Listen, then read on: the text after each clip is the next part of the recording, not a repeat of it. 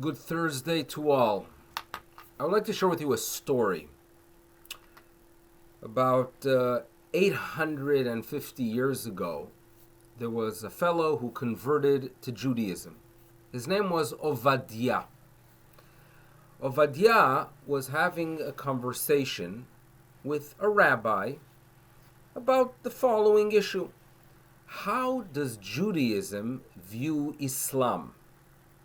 In other words, when it comes to Christianity, we Jews consider the Christian faith for us as Avodah Zarah, and that's why we do not walk into churches. The question is, what's the status of Islam? So, Ovadia himself was of the opinion that it does not appear to him that Islam is Avodah Zarah. His teacher, his rabbi, disagreed with him, and he said he thinks it is Avodah Zarah.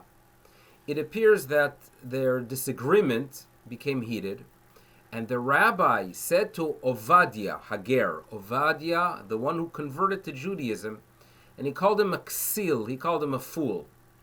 And Ovadia got insulted, and he decided to write a letter to a great rabbi, Rabbi Moshe ben Maimon, the Rambam. And he asked the Rambam for his opinion. By sharing the whole story, he shares his personal opinion regarding Islam.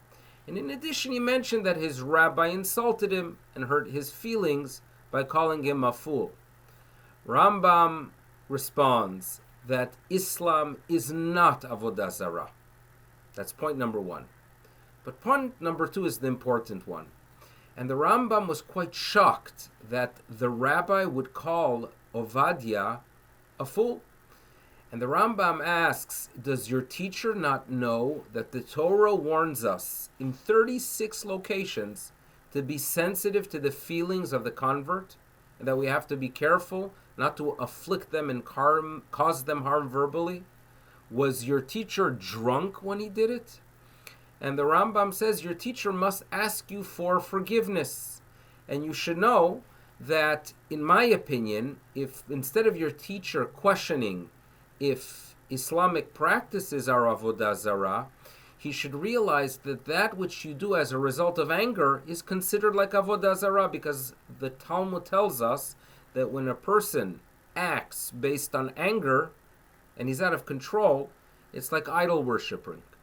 This is what the Rambam tells Ovadia. He gives him incredible encouragement, because here you are, a person, you've left your home, your family, to join Klal Yisrael, to join HaKadosh Baruch Hu. You deserve only credit and respect, and therefore your teacher should ask you for forgiveness. Maimonides' words about the incredible journey of the convert are very important. And this is Jewish law. We must be sensitive to those who do not have a support system, like those who leave their families to join our faith, and others that for whatever reason do not have that support system. But what Rambam is also telling us is that anyone that joins Klal Yisrael is one to be respected and honored.